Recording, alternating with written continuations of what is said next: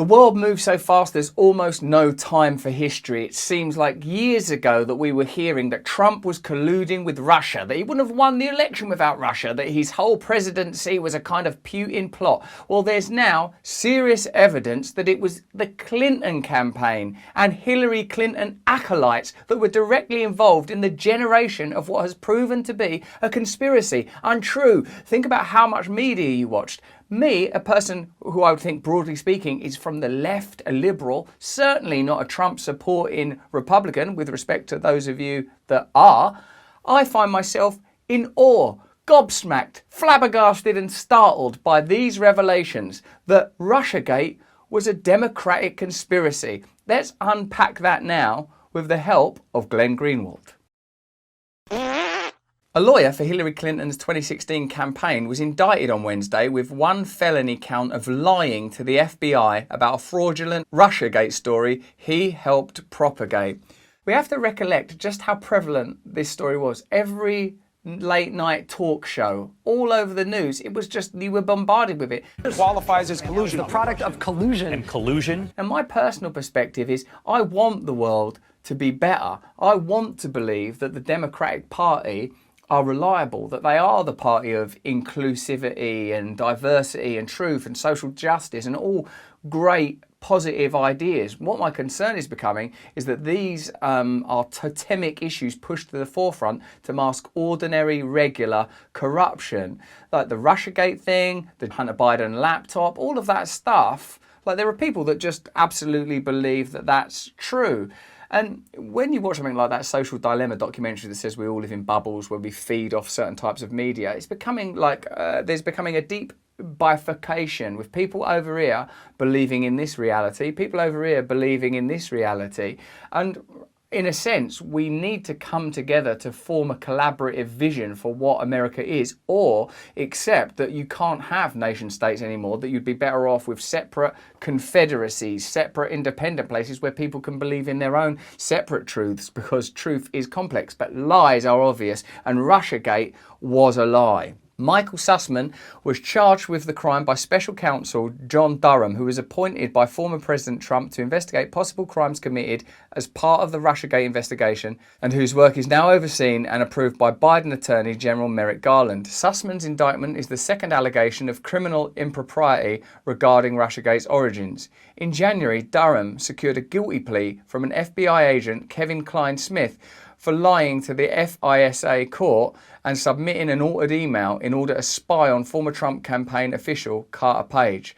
The law firm where Sussman is partner, Perkins Coie, is a major player in Democratic Party politics. One of its partners at the time of the alleged crime, Mark Elias, served as general counsel to the Clinton 2016 campaign. The lie that Sussman allegedly told the FBI occurred in the context of his mid-2016 attempt to spread a completely fictitious story that there was a secret server discovered by unnamed internet experts that allowed the Trump Organization to communicate with Russia-based Alfa Bank. I wasn't following that stuff particularly closely, but I remember it was seen as a defining issue in the election in 2016, still in 2020. It was something that was being talked about, and it was like being sort of, in a way, discussed as if it was just an absolute fact. To discover that this was propaganda, a construct, a confection by the Democratic Party, who of course are now in government, is kind of beyond disappointing, because you begin to question and query what other things may not be true. Once you recognise that people create certain truths in order to meet certain ends and aims, the idea that you might be able to trust their integrity obviously dissolves. This in itself is a big enough issue to cause concern, but what else is implied? I suppose what I personally think is it suggests to me that everything is a kind of construct. All of the information that's peddled and rendered is unreliable. The primary function is to create a state where people do not query or question and go along with edicts and ideas that are convenient to the powerful, and truth is just lost and just irrelevant for expedience. In the context of the 2016 election, in which the Clinton campaign had elevated Trump's alleged ties to the Kremlin to centre stage, this secret communication channel was peddled by Sussman, both to the FBI and to Clinton-friendly journalists, as smoking gun proof of nefarious activities between Trump and the Russians. Less than 2 months prior to the 2016 election, Sussman secured a meeting at the FBI's headquarters with the Bureau's top lawyer, James Baker, and provided him data which he claimed proved this communication channel. It was in the course of trying to lure the FBI into investigating this scam conspiracy theory when Sussman allegedly lied to Baker by concealing the fact, outright denying that he was peddling the story in his role as lawyer for the Hillary Clinton campaign, as well as a lawyer for a tech executive hoping to be appointed as the top cybersecurity official in the soon-to-be inaugurated Clinton administration. Again, I suppose like many of the stories and subjects that dominate the current news cycle, are so important that you want to believe that what you're being told is as just authentic conveyance of truth, not that the person that's like, if at the time we're like, oh, there's this, there is these allegations that Trump was in cahoots with Russia. Who's saying it? Oh, the lawyer for the Clinton campaign who will be given a role in cybersecurity in the event that the Clinton administration comes about. Do you think that could be a factor then? I mean, in a sense, we need a class. Like, one of the things people continually lament is that we have this class of professional career politicians who can't be relied on. But actually what you want is a class of professional career politicians who can be relied on. And part of that profession should be, you can't have these relationships outside of it. You can't have people campaigning for this, having these type of relationships, leaving this office to go into this office, leaving this role in government to go and work for that tech firm. All of these things require some sort of regulation. Sussman's claims that he was just acting as a concerned private citizen.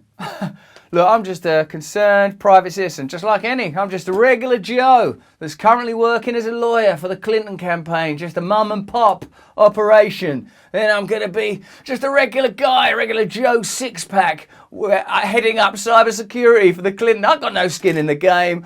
I just want to see justice served with this imaginary pretend bunch of lies I'm peddling. Those claims that he was just a concerned private citizen were negated by numerous documents obtained by Durham's investigation, including billing records where he charged the Clinton campaign for his work in trying to disseminate this story, including his meeting with Baker at FBI's headquarters. I'm just a regular citizen receiving payments from the Clinton campaign. I'm just conducting meetings with Baker at the FBI headquarters. Got to drop my kid off at a soccer game, then I'm going to do some little league practice, then I'm having a meeting at the FBI. I'm just a regular Joe. I'm a concerned citizen. This is a really specific life you're living. The FBI went on a wild goose chase to investigate Sussman's conspiracy theory, but the Bureau quickly concluded that there was no evidentiary base to believe any of it.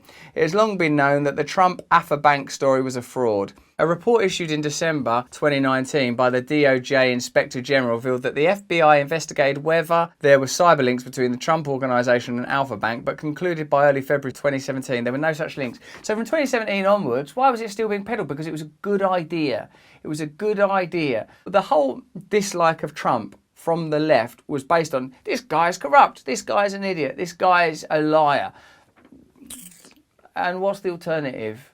Despite all this fraud, one of so many that formed the Russiagate scandal played a significant role in shaping media coverage of the 2016 election. Spurred on by Hillary Clinton herself, the liberal sector of the corporate media used this fake claim to bolster their narrative that Trump and the Russians were secretly in cahoots. And the story of how they spread this disinformation involves not just the potential criminality outlined in this indictment of Hillary's lawyer, but even more seriously, a rotted and deeply corrupted media. Ugh. Good language from Greenwald there. It's all rotten. It's rotten to its dirty, stinking core. It's very unfortunate to discover these things about the way the institutionalized corporate media operates, that information is received, not correctly queried. If it's in line with what you already believe, then it's broadcast. If it's at odds with that, there's no judicious spirit. There's no integrity. It's really unfortunate.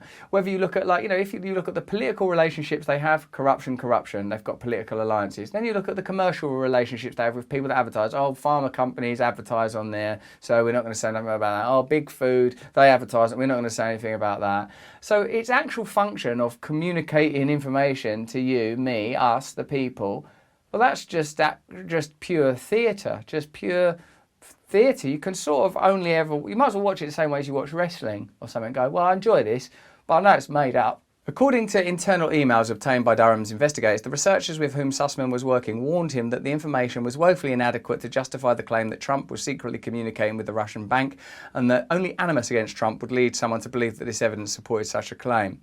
But by then, the media's Russiagate fraud was in full force and could not be stopped by anyone. This particular hoax got a major boost when the candidate herself, Hillary Clinton, posted a tweet in which she claimed computer scientists have apparently uncovered a covert server linking the Trump Organization to a Russian-based bank, which would be, wow, I didn't even think of this, but would be good for me because it would mean like that Trump's corrupt and that. So that'd be because I'm actually standing against Trump. So like if he's corrupt and I'm not corrupt, well, guess what? The opposite was true. The fact is, and one thing I was aware of at the time, even as a critic of Trump, was that you can't criticise Trump this vehemently unless what you want is something that's significantly different, authentic, real, that cares about ordinary people. You know, I've said that it ought to be regarded as, you shouldn't see Trump as an individual icon. You should say period before Trump, Trump, period after Trump, and look at the whole phenomenon. What led to Trump? What happened under Trump? What's happening now after Trump? And look at that whole thing. What does it feel like for ordinary Americans? What's improved? What's improved economically? What institutions have been tackled? What corruption has been addressed? What's really changed? What's happened? If you look at it that way, a lot comes more clear. The Clinton campaign released its first McCarthyite video using dark insinuations to tie Trump to the Kremlin under the ominous headline, "What is Donald Trump's connection to Vladimir Putin?" And with that, the fraud of Russiagate was off and running, fueled by a combination of the inner Clinton circle, their corporate media, allies and friendly state security services secretly endorsing the narrative for their media partners. We drowned in one false Russiagate story after the next, all courtesy of the same corporate media outlets that insist their mission in life is to combat disinformation and are eager to censor the internet in the name of accomplishing it. The indictment of Hillary's lawyer, Michael Sussman, attempts to depict the FBI as Sussman's victim, but the FBI, still under the command of former director Jim Comey, chose to say nothing about his findings, which debunked the Trump Alpha Bank fraud. This in turn allowed the same army of liberal employees of media corporations that perpetrated most of the Russiagate frauds to continue to deceive the public into believing that it was true long after it was clear that it was fiction. Look at what's happening now in the media and think, what elements of it do you trust? What do you distrust? What kind of bipartisan reporting are you seeing? What kind of issues are you seeing politically mobilised? You know, because what do you think, this is the first or the last time that such things happened, that there are meaningful moral distinctions between either of the parties in America? Of course there aren't. There was indeed criminality and fraud at the heart of Russiagate. Once again, we see that it came not from those accused of conspiring with Russia. A grand total of 0 Americans were indicted on charges of criminally conspiring with Russia to interfere in the 2016 election, but instead by those who injected this fraudulent conspiracy theory into the political and media bloodstream of the US. Propaganda is real. And again, I personally, as I'm not an American citizen, I don't believe in contemporary bipartisan democracy. I believe in real democracy, community democracy, collective democracy, power for the people that are affected by the decisions that are made by that democratic process, the removal of lobbying, control and regulation of powerful economic forces that dominate the legislative and administrative procedures. So like, I don't see either of those parties as being any better. And when I had my chat on my podcast with Crystal Ball there, she said, no, you can make the Democratic Party good again. And they're sure there's loads of you think you can, you know, like under Trump, we love the Republic. But I think both of these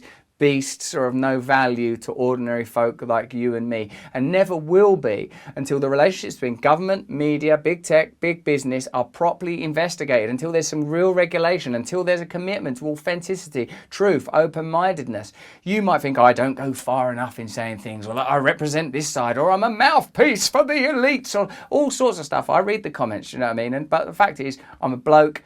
I worked as an actor for a while.